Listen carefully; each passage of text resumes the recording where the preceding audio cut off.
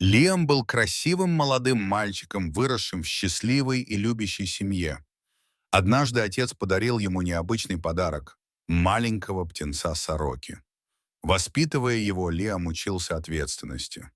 К сожалению, однажды мальчик скончался по неизвестным причинам.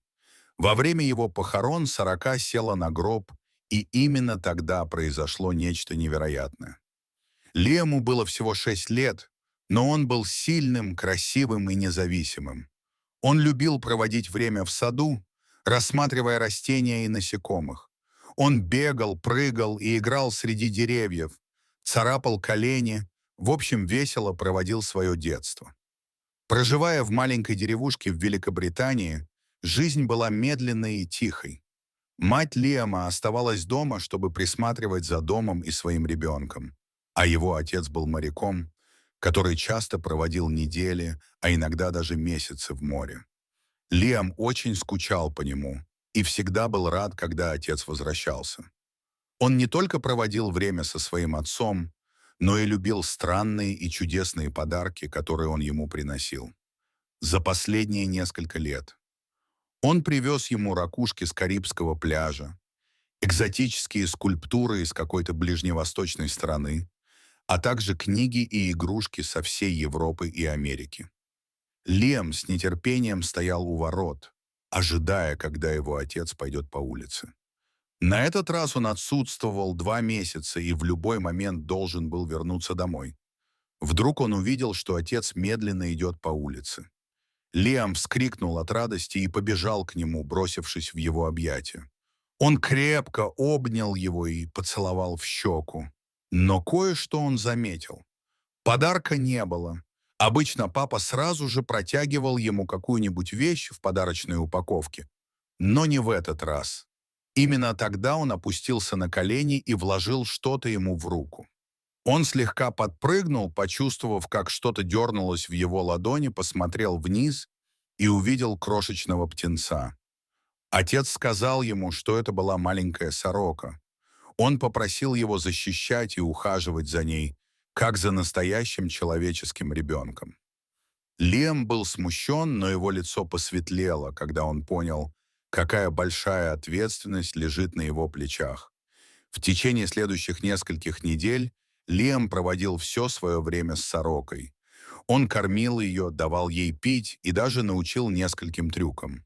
Сороки — очень умные птицы, и его питомец быстро понял, чему его пытался научить маленький мальчик. Птенец тоже начал расти и за несколько недель научился летать. Лиам выносил его на улицу и с обожанием смотрел, как он парит в небе. Он мог легко улететь и никогда не вернуться. Но он всегда находил дорогу к своему хозяину. Было видно, что между мальчиком и птицей была довольно сильная связь. Но однажды случилась трагедия. Находясь в саду, лежа под большим деревом, Лиам внезапно перестал дышать и схватился за горло. Сорока начала громко кричать, и через несколько минут родители Лиама подошли к окну, чтобы посмотреть, в чем дело. Увидев, что их сын лежит на земле, они выбежали на улицу и схватили его. Не обращая внимания на сороку, они затолкали мальчика в машину и повезли в ближайшую больницу. Сорока сидела на дереве и смотрела, как удаляется их машина.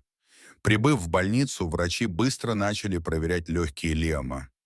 У такого молодого и здорового мальчика не должно быть никаких проблем с дыханием. Поэтому было важно, чтобы они сделали сканирование легких, чтобы убедиться, что нет никаких проблем. Времени практически не было, так как недостаток кислорода мог нанести серьезный и непоправимый ущерб. Все это время его родители наблюдали за происходящим со слезами на глазах. Несмотря на все усилия доктора, к сожалению, Лиам был объявлен мертвым. В это время сорока сидела за окном больничной палаты и продолжала стучать, но персонал решил отогнать ее. В больнице не место для такой птицы. Ее нельзя было впустить, даже если это было домашнее животное. Когда родители Лиама ехали домой, сорока клюнула их машину, снова издав много шума. Пораженные горем, люди проигнорировали ее. Как только они вернулись домой и начали готовиться к похоронам, Сорока продолжала пытаться привлечь их внимание. Но у них не было на это времени. Вскоре наступил день похорон Лиама.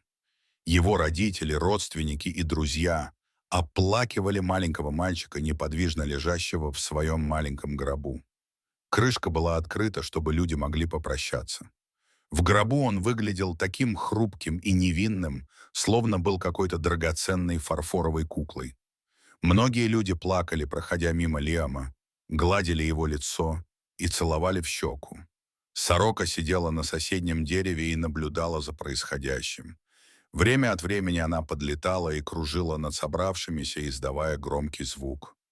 Родители Лиама затаили дыхание, когда сорока наконец опустилась вниз и села на гроб, с любопытством глядя на тело своего хозяина.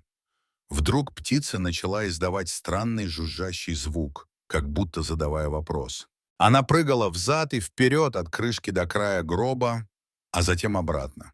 Через несколько минут птица начала клевать тело Лиама, как будто пытаясь его разбудить.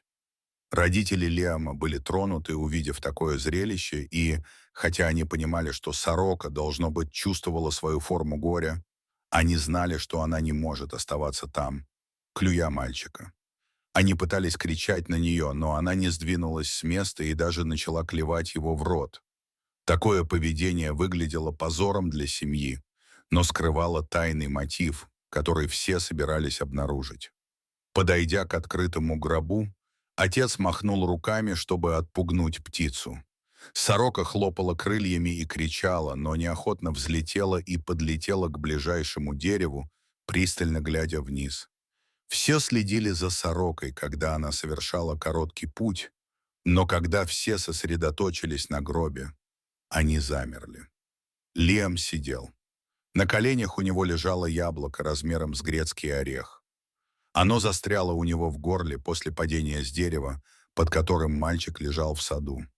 Когда его срочно доставили в больницу, врачи предположили, что проблема связана с легкими, поэтому они проверили его только с помощью рентгеновского снимка грудной клетки, который ничего не показал.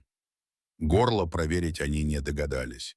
Недостаток кислорода отправил его в кому, и он ошибочно был объявлен мертвым, несмотря на то, что все еще мог делать медленные и поверхностные вдохи.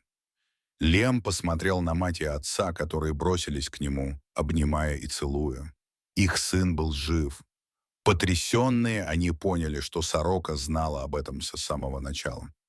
Она много раз пыталась передать это сообщение родителям Лиама, но они не понимали.